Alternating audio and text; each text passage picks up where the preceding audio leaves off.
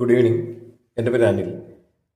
ഞാൻ ഈ വീഡിയോ ചെയ്യുന്നത് ഒരു ഹൗസിംഗ് ലോണിൻ്റെ പ്രോസസ്സ് നമുക്ക് എങ്ങനെ ഈസി ആയിട്ട് ചെയ്യാം, അല്ലെങ്കിൽ ഹൗസിംഗ് ലോൺ നമുക്ക് എവിടെ നിന്ന് എടുക്കാം, ഏത് ബാങ്കുമായിട്ട് നമുക്ക് ടൈപ്പായിട്ട് ചെയ്യാം എന്നുള്ള രീതിയിലൊരു വീഡിയോ ആണ് ഞാൻ ചെയ്യുന്നത്. നമുക്ക് ആക്ച്വലി നമ്മൾ ഹൗസിംഗ് ലോണിൻ്റെ ഒരു കാറ്റഗറി സ്റ്റാർട്ട് ചെയ്യുന്നത് തന്നെ ഒരാളുടെ പ്രൊഫൈലിൽ നിന്നാണ്. അയാൾക്ക് ഏത് ടൈപ്പ് ഓഫ് റെസിഡൻ്റ് ആണ്, അയാൾ റെസിഡൻറ്റ് ഇന്ത്യൻ ആണോ അതോ NRI ആണോ എന്നുള്ള കാറ്റഗറിയാണ് ആദ്യമായിട്ട് നമ്മൾ നോക്കുന്നത്.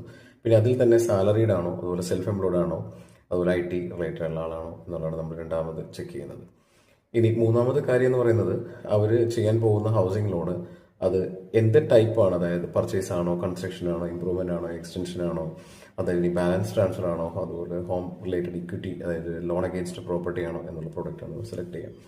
അപ്പോൾ ഇതിൽ നമ്മളൊരു നോർമൽ റെസിഡൻറ്റ് ഇന്ത്യൻ സാലറീഡ് ഒരു പർച്ചേസ് കേസ് ആണെങ്കിൽ നമുക്കൊരു ഡോക്യുമെന്റ്, അവർക്കിടയിൽ നമുക്ക് കിട്ടേണ്ട ഡോക്യുമെന്റ് എന്ന് വെച്ചാൽ നമുക്ക് അവരുടെ പ്രോപ്പർട്ടി റിലേറ്റഡ് ഡോക്യുമെന്റ്, അവരുടെ ഇൻകം വൈസ് ഉള്ള ഡോക്യുമെന്റ്, KYC, അവരുടെ അഡ്രസ് പ്രൂഫ്, ID പ്രൂഫ്, അങ്ങനെയുള്ള കാര്യങ്ങൾ, പിന്നെ മൊബൈൽ നമ്പർ, ഇമെയിൽ ID, അങ്ങനെയുള്ള ഡീറ്റെയിൽസ് ആണ് നമുക്ക് കളക്ട് ചെയ്യേണ്ടി വരുന്നത്.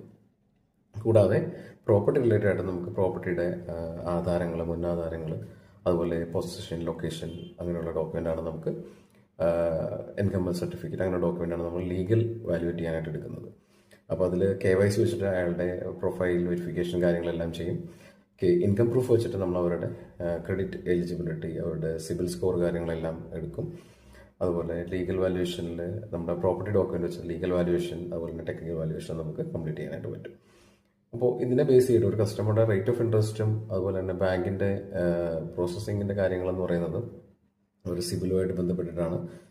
അവരുടെ റീപേയ്മെൻറ്റ്, ഇതിനു മുമ്പുള്ള റീപേയ്മെൻറ്റിൻ്റെ, ലോണിൻ്റെ റീപേയ്മെൻറ്റ് കാര്യങ്ങളെല്ലാം നോക്കിയിട്ടാണ് അത് നമ്മൾ ബാങ്ക് ഫൈനലൈസ് ചെയ്യുന്നത്. അപ്പോൾ നമുക്ക് ഇത്രയും കാര്യങ്ങളൊക്കെ ഉണ്ടെങ്കിൽ നമുക്കൊരു ഹൗസിംഗ് ലോൺ ഈസി ആയിട്ട് നമുക്ക് ചെയ്യാനായിട്ട് പറ്റും. പിന്നെ ഇതെല്ലാം നമുക്കൊരു ഡോക്യുമെൻ്റ് റിലേറ്റഡ് ആയതുകൊണ്ട് അതിൻ്റേതായ delay with respect to product, അതുപോലെ വിത്ത് റെസ്പെക്ട് ടു ഡോക്യുമെൻ്റ് അനുസരിച്ചുള്ള ഡിലേസാണ് നമുക്ക് അതിനകത്ത് വരുന്നത്. അപ്പോൾ നിങ്ങൾക്ക് ഫ്യൂച്ചറിൽ ഹൗസിംഗ് ലോൺ എന്തെങ്കിലും എടുക്കാൻ താല്പര്യമുള്ളവരുണ്ടെങ്കിലോ, അല്ലെങ്കിൽ ഹൗസിംഗ് ലോണുമായിട്ട് ബന്ധപ്പെട്ട് എന്തെങ്കിലും സംശയം ഉണ്ടെങ്കിലോ, ഞാൻ എൻ്റെ നമ്പർ ഇതിൻ്റെ അടിയിൽ ഷെയർ ചെയ്യുന്നുണ്ട്, വീഡിയോയുടെ താഴെ ഷെയർ ചെയ്യുന്നുണ്ട്. നിങ്ങൾക്ക് അതിൽ വിളിക്കാം, ഡൗട്ട്സ് ചോദിക്കാം.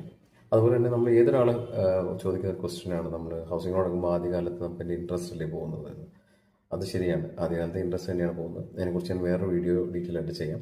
അതുപോലെ നിങ്ങൾക്ക് സംശയം ഉണ്ടെങ്കിൽ എന്നെ വിളിച്ചാൽ അതിൻ്റെ ആൻസർ ഞാൻ ഇതായിട്ട് തരുന്നതായിരിക്കും, റിപ്ലൈ ചെയ്തു തരാം. പിന്നെ അതുപോലെ തന്നെ നമുക്കിത് ഹൗസിംഗ് ലോൺ എത്ര പെട്ടെന്ന് നമുക്ക് എങ്ങനെ തീർക്കാൻ പറ്റും, ഒരു ഹൗസിംഗ് ലോൺ എടുത്ത ഒരാളുടെ വേറൊരു ടെൻഷനാണ്, നമുക്കിത് എങ്ങനെ എത്ര പെട്ടെന്ന് തീർക്കാൻ പറ്റും, അത് ഞാൻ വേറൊരു വീഡിയോ ആയിട്ട് ചെയ്യുന്നുണ്ട്. അപ്പോൾ നിങ്ങളത് ഡൗട്ട്സ് ഉള്ള കാര്യങ്ങൾ എനിക്ക് മെസ്സേജ് ചെയ്യുക, അല്ലെങ്കിൽ നമ്പർ എന്നെ ഒന്ന് ഷെയർ ചെയ്താൽ മതി, ഞാൻ തിരിച്ച് വിളിക്കാം. Okay, thank you.